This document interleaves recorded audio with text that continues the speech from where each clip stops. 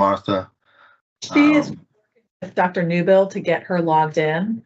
Okay, then I'll wait. I'm sorry. I thought I got you. Thank you. Oh, man.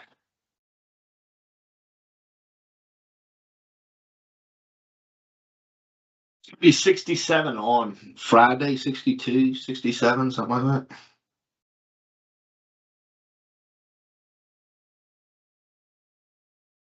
Obviously, I found that more interesting than y'all did. I hate that the boat weather is today when I cannot go on the boat, and then the boat day is going to be office weather. Yeah.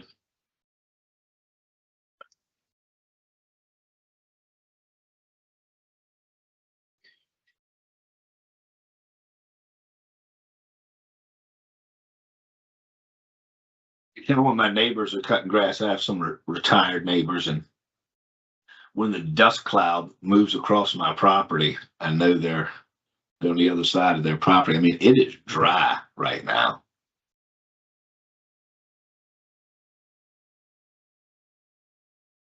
My chickens are loving the dust bath. This is ideal. Yeah. Oh, yeah. Sure. Sure. They like that. Chicken. Terrible for everything else. All I can do camera, but she has. Dr. Newbill, can you hear us?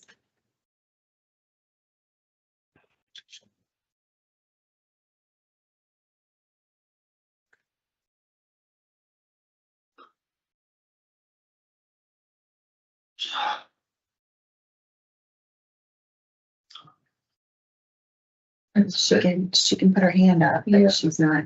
But All right. Well, I think I can take a hand raise for a vote. Can you hear me now? Oh, gotcha. Yes, ma'am. Ooh, thank you. Okay. Good morning, Doc. Good morning. Technology is great until it isn't. Good tell it isn't. Thank you for your ability. Okay, well, good morning. I will now call the Audit, Finance, and Facilities Committee meeting for PlanRVA to order. The time is 9:41. The date is May 20th.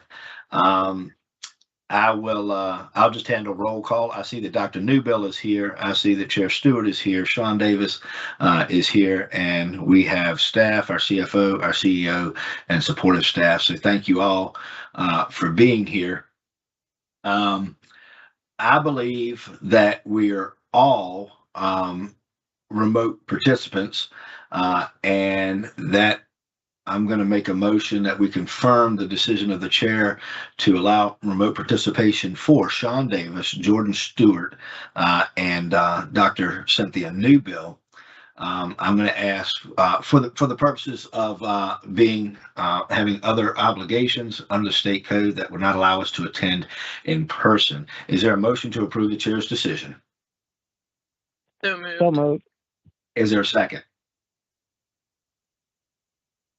Second. Second. Very well. We have a motion. We have a second. All those in favor, please indicate by saying aye. Aye. Aye. And I heard 3 ayes. Next item, are there any considerations of amendments to the agenda? Hearing none, we will close that item out and move to public comment time. Public comment time is a time where anyone who wishes to address the committee on any matter within the committee's authority is welcome to come forward. We ask that you state your name and the entity that you represent or the locality in which you reside. Each individual will have up to 5 minutes. Is there anyone present at PlanRVA or anyone remotely that would like to speak? We didn't receive any public comment at that time. Very well, and nobody's logged on. We will close that agenda item. Next item on the agenda is potential approval of the February 4th, 2026 meeting minutes. If all committee members had an opportunity to review the meeting minutes, are there any additions, deletions, or corrections? Is there a motion to approve? So moved. Is there a second? Dr. Newbill, will you second that? Yes, second. We have a motion and a second. Any discussion? All those in favor, please indicate by saying aye. Aye. Aye. Aye. Very well. Next item on the agenda, item number C, or letter C. from our CFO, Ms. Shepherd. Ms. Shepherd, I'm going to have you go into our financial updates 1 and 2 on the agenda for those who may not have it in front of them, and 3 and 4, but I'll state those for the public record. Item 1 is FY 2026 key imperative update to ensure compliance and agency sustainability. Item 2 under section C is a review of preliminary FY 2026 Q3 financials. Item 3 is a review of the proposed FY 2027 operating budget.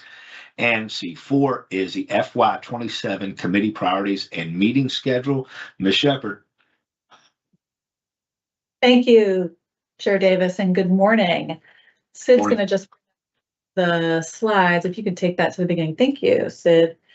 So by the end of today's meeting, the committee will make a decision on whether or not to recommend to the full commission the proposed FY 27 operating budget. We'll walk through the factors influencing that decision, and there will be plenty of time for discussion and questions.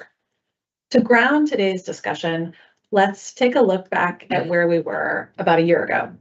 So I joined the team in January 2025, and I went on a listening tour, both with the staff and with this committee and Chair Davis. A lot of the challenges that bubbled up made it clear that the first priority had to be a robust financial and grants management system, and then a new auditor.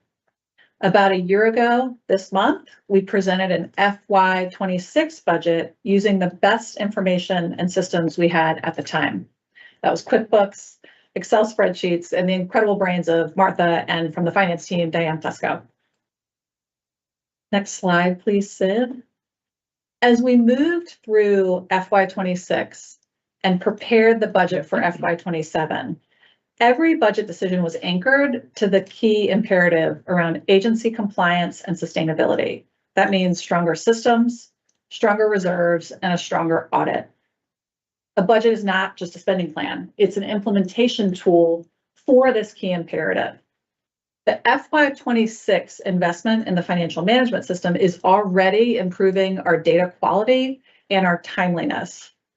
That supports the analysis that we need to manage compliance requirements through rigorous revenue and expense tracking and complete cost recovery, meaning that every grant, every contract, and every program pays its share of direct and indirect costs. This is translating to over $800,000 in previously unrecovered costs this year, which has a direct impact on our reserve balances and agency sustainability efforts. In strong partnership with our program leads, the system has significantly increased our ability to invoice more quickly and have clearer line of sight to turn those invoices into cash, which lessens the burden on operating reserves. Collections on our receivables are in excellent shape. Less than 2% of our current receivables are more than 30 days aged. These increased efficiencies in the system's close process have prepared us to shift from quarterly to monthly invoicing on our largest transportation awards, which will continue to support strong liquidity and cash flow. The FY 26 work program specifically called for an audit RFP, and Elizabeth Oatman, who's here in the room, our super sharp manager of accounting, who came onto the team in the fall, successfully led that RFP process. We issued the RFP in February of this calendar year, and after a thorough review and interview process, we are pleased to announce that we are moving forward with the audit firm Baker Tilly. The FY 27 budget reflects these planned audit costs and supports a stronger audit framework going forward. Baker Tilly is a large national firm with a client list including over 4,000 government entities, as well as large planning district commissions and regional councils, which will be helpful as our agency continues to grow and evolve. Their leadership and expertise in our sector, specifically their knowledge on indirect rate recovery, really impressed our staff. We anticipate them being a real thought partner as we lean deeper into more complex opportunities to apply our indirect rates. Next slide, please, Sid. Oh, whoops, I don't have that line on there. It's okay. Yeah, as part of the key imperative update, we're sharing projections on the new operating reserve target established at the February commission meeting. So recall, we are shifting away from the 2004 fund balancing policy, which suggested a static $1 million balance with no specifics around liquidity or cash. We were operating within that guidance as of the close of fiscal year 25, and much of the fund balance at that time was made up of illiquid receivables. Recognizing that agency sustainability would be stronger with a more liquid reserves target and one that evolved with the size of the operating budget, we worked closely with Chair Davis to develop a new target, which was approved to be effective December 2027, with an initial target amount of 3 months of core operating expenses. This is defined as our people, occupancy, and technology. And then we had an ultimate goal of 6 months of those core operating expenses with the timing to be determined. We discussed targeting a 50-50 split of cash and receivables to make up that balance. Using our FY27 budgeted expenses, the initial 3-month reserve target translates to 1.1 million in total reserves, with 570,000 made up of cash. That is our target. And as a direct result of the increase in cost recovery and timeliness of invoicing and collections, the agency's projected reserve cash as of June 30, 2027 is expected to reach 1.16 million. So this is ahead of that commission approved timeline of December 2027. And the full 3-month target is anticipated to be all cash. Now, as discussed at that February commission meeting, we may eventually consider shifting that target mix of cash and receivables, again, based on how quickly we are turning receivables into cash with the new system. For now, we are looking very well positioned to meet the initial and ultimate target. The tools that we had at the time when we set that mix and target, we had not leaned into those fully enough to the tools we had at the time are what informed the decision to make that mix a 50-50 split. I'll pause there. Any questions so far?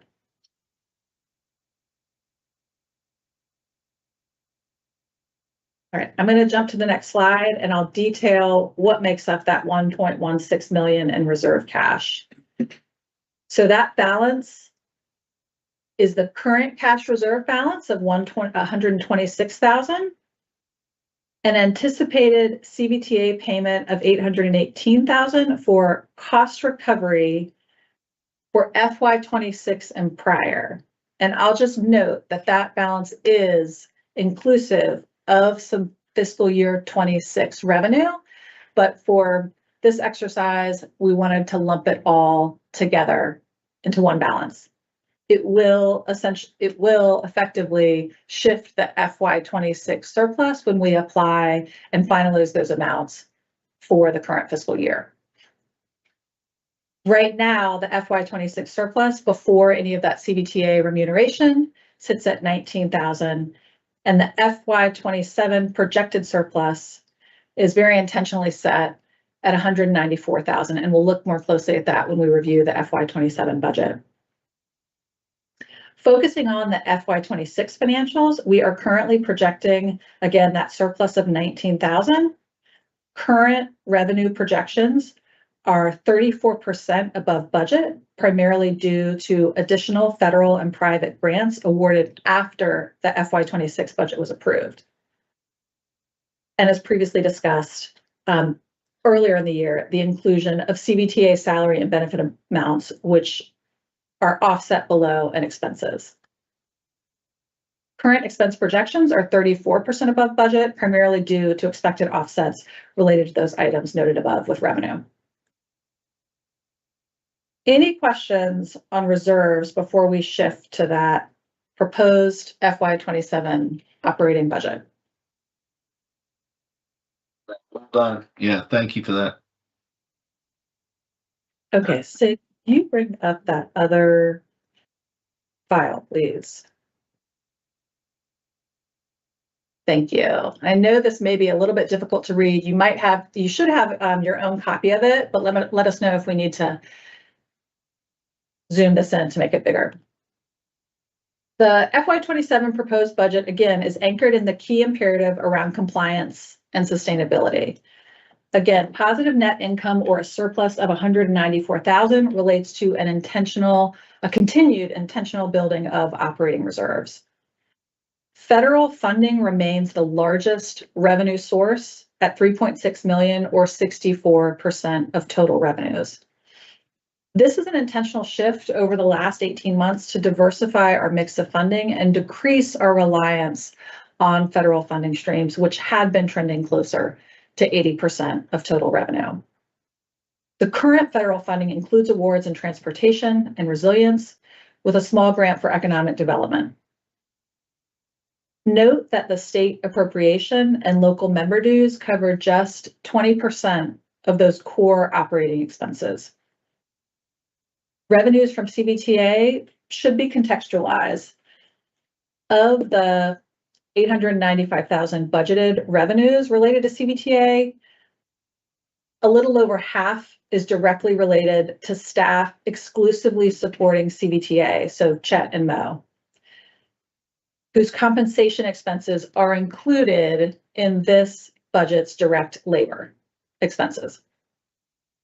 The remaining 49% of the CBTA revenue pays for the direct and indirect staff supporting CBTA. Private funding is lower going into the next fiscal year, primarily related to unusually high fiscal year 26 awards, of which a large portion was passed through to other agencies related to some housing work.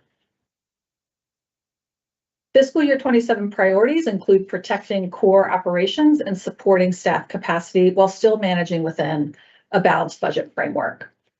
A proposed 3% merit and COLA increase is in line with the larger regional jurisdictions, plus an additional 60,000 for compensation flexibility and adjustments.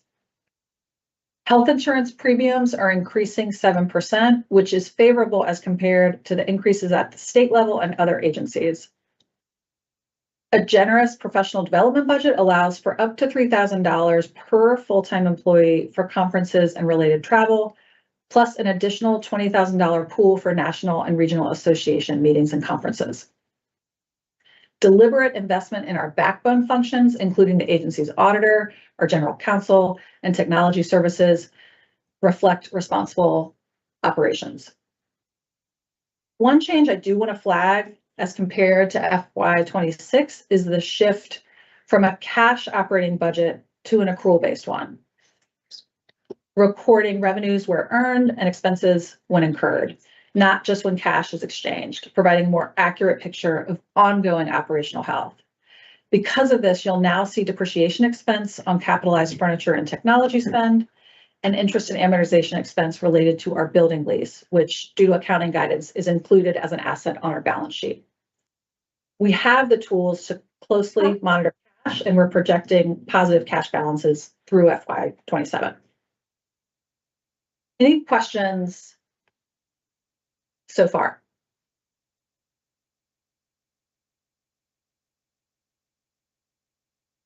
I'm going to ask Sid to switch back to the full group, just to make sure that we can see everybody and everybody's still there.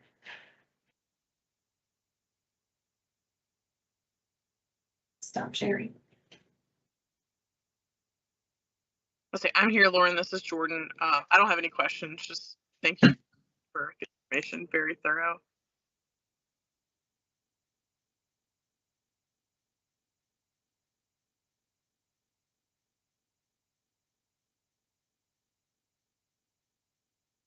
Sharing the other context that we talked about for the larger impact, or I think here if there are questions or recommendations on presentation to the full board. okay. Are there, Mr. Davis, you look pensive, so No, Think- thinking. but I guess we're interested to know, because there's a lot of information, I think it's really good news. We want to make sure that we're prepared to present this in a way that is meaningful for the full commissioner meeting in June. And so I wanted to talk about that. Sure. I'm sorry. Yeah, I think, and that's what I think it's not weighty, but it's a lot of information. And I think that how you've presented it here is how it has to be presented at the full commission. I don't think there's any way to simplify it. And certainly I think commissioners are able to understand it, but I don't think we're going to be able to bring it down any for, presentation purposes. And that it's kind of what I'm thinking about now, but I would suggest we just roll with this and it's accurate. It's certainly transparent, but it gives an idea of what was done in the past to kind of get to this point and why they need to have that information, and then why decisions, whatever decisions we'll make going forward, will be based on this information. So I kind of think it's got to stay unchanged, but that's my view. But thank you for recognizing that. But that's kind of where I stand. We're sort of in that spirit Mr. Chair. Sorry, Dr. Hello? Abel. Oh, I really appreciate that we might want to condense it somehow, but just hearing the presentation in its fullness as was just given was very, very helpful. Also really very clear in terms of our financial position, the changes we've made. And so I agree with our chair that presenting as you presented would be, would be really helpful. I mean, you really get a full sense of what went into the deliberations, where we are, the reserves, the surplus, all of that. So I think it would be helpful in the way that you've given it. Thank you. Well, thank you for that feedback. Mr. Chair, if it's okay, Lauren had saved some space for me to say a couple things. May I? Sure. Okay. I think really appreciate that feedback. I think Lauren's done a really nice job of pulling together the both the data in the form of the financial reports and our budget document, as well as sort of the story with the slides and the narrative. So I appreciate what you've done on that. With respect to next fiscal year's budget, I do want to kind of emphasize, and Chair Stewart, if you have intel or recommendations about this, a couple things maybe to just add some color for the committee, but probably not necessary to go into in the June meeting. We've been very intentional in our projections for next fiscal year to exclusively focus on awards in hand. And so this is very much an effort of the finance team as well as our program leads to really go through every contract and do kind of a risk analysis, I'll say. And so the projected revenues for this fiscal year are awards that are either notice of award, contracts in place and signed and inked, certainly carry over balances where they existed from the current fiscal year to next. But it is probably the most conservative approach that we've ever taken to revenue. And we also were really intentional to underscore Lauren's comments about the use of our discretionary unrestricted dollars, which is primarily our member dues, to not over leverage them from a match perspective and to not rely on those for programmatic subsidy. And so that is really the driver of the ability to put so much of that contribution into the fund balance next fiscal year. Certainly, if some of our pending awards that we won't know about for, in some cases, 3 to 6 months come through, we'll be able to do an updated forecast with our mix of funding and be able to look at that with the finance committee. And we are also in the reality, which is where I think, Ms. Stewart, this comes in with your wisdom. We're in the reality that the state hasn't adopted their budget yet. And so while I remain optimistic and hopeful that we may, get an increase in funding from the General Assembly appropriations. The budget assumes level funding there of what's been included in the unamended budgets that are in conference, continue to be in conference. We also tracked pretty closely the decisions that our local member governments have been making with regard to compensation and salaries. And so I think we are in line with what the state has proposed, but also what probably more importantly to this organization, our local governments have done. And so while we do have incorporated into the budget some flexibility to address some market adjustments and whatnot, by and large, the pool that's recommended this year is a 3% salary adjustment for staff, which is, I believe, pretty in line with what your local jurisdictions have endeavored to do. Is that true? It is for Hanover and It is for Newcomb as well. okay. Yeah, ours is about 3.5, just so it's in line. Martha, I'll say I really like, you said it much more eloquently than I would. I call this like living in reality. I really like that approach to the budget. I think it's a very safe place to be right now. Thanks. Well, professional development budget that Lauren underscored, one thing that has been a priority for this board in the past and that we've certainly carried through from a management perspective is our ability to invest in our people. And, we've seen the value of that. And I think, we try to balance in conversations with our staff the total compensation, and we really do look at that, the cost of delivering quality benefits, the quality of life as an employee here in the agency, and then also the investment that we make in professional development. So, I know that in previous years, we've been able to achieve a higher level of compensatory, adjustments, but I think the whole package, I hope, will be satisfactory both to the board and to the staff. So I just wanted to say those couple things. Thank you, ma'am. I don't know where you are in your requested actions, but. Is more discussion needed before? I don't have any. I think if this committee, I'll get, kind of poll the committee for consensus. Any more discussion? Ms. Stewart, Dr. Newbell? No, I feel good with where we are. Yeah. Right, then I'll move that we accept the financial plan and all subsequent actions needed to enact those to get it to the full commission for a vote. Is there a second? Second. We have a motion second. Any discussion? All those in favor, please indicate by saying aye. Aye. Aye. Aye. Motion passes unanimously. Thank you. I will move into fiscal year 27 committee priorities, if that pleases the chair. Sure. So in terms of thinking about this committee's priorities, certainly continuing to build that reserve balance and working with the committee closely to ensure that we do have the right mix. We hope and plan to have a clean fiscal year 26 audit with our new audit firm, who will be kicking off in just a few weeks for our preliminary fieldwork.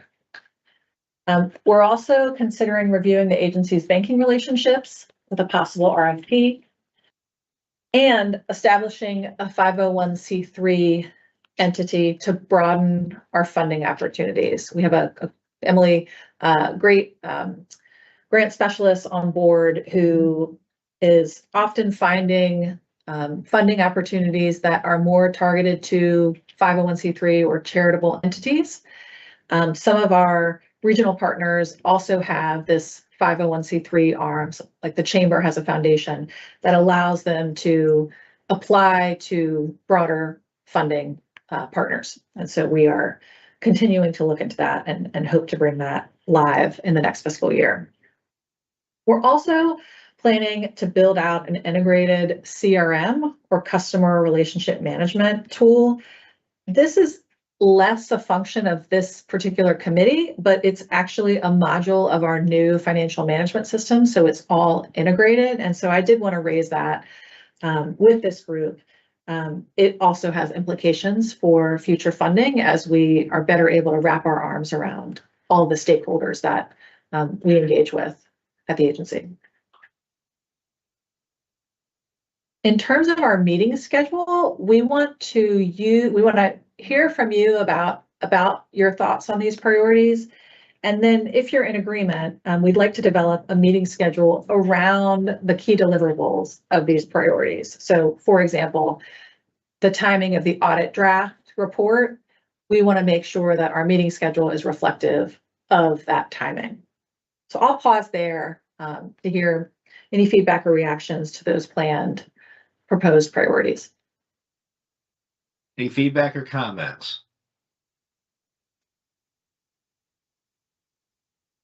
All Okay. good on my end.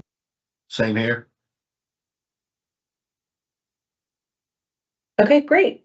Well, we'll send out some polls for meeting dates, and we'll be in touch on that.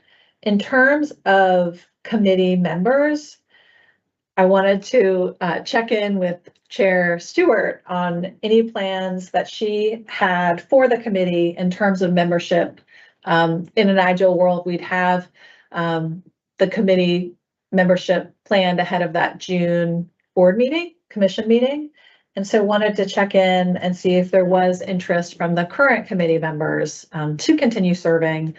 And then thoughts on inviting Reverend Cooper as treasurer to join the committee and then stay on when he rolls into the vice chair position next fiscal year 28. Pause there. Say, Lauren, I think that's a good way to proceed, and I hope that our other finance committee members will be willing to still serve on this committee going into the next fiscal year. And I think Reverend Cooper would be a good addition.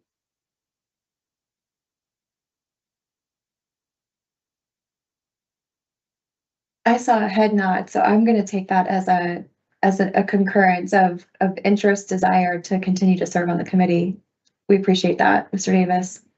Thank you, ma'am. Yeah, and I think I think it's great to have Reverend Cooper on there. That'd be good. Yeah. I would concur with that as well. Dr. Newbill, are you willing and interested and able to serve on the committee next year? I believe so. We really appreciate that. Yes, thank you. Thank you. Chair Stewart, we'll put this together for your portion on the June 11th meeting, and certainly we'll do the due diligence with Reverend Cooper. I think we've already had some conversations with him and his role as treasurer about the opportunity to get engaged on the finances. Yeah, we're planning an orientation for Reverend Cooper, just sort of a agency finances 101. If anyone on this committee, or if you've got friends on the full commission who you think might benefit from that, we are happy to extend an invitation and make that a larger group. So please reach out if that's something you or another commission member you know of might be interested in. Those are all my prepared materials. So I'll pause if there's any further discussion. I don't have anything. Anything from committee members? All good on my end. Okay. Perfect. Same here. We really appreciate it. Thank you. Thank you. Okay, the time is anything for committee members on anything outside of what we just talked on? I know we just said nothing on anything from C1 through 4. Anything for the committee at all? Okay, anything from staff? The time is 10:13. We are adjourned. Thank you, ladies and gentlemen. Thank Actually, you. yeah, Sid, we're yeah, okay. Thank you to everyone. It's just Sid and I are the only gentlemen here. So thanks, Sid. Appreciate you, brother. Bye, Thank you all. Bye-bye.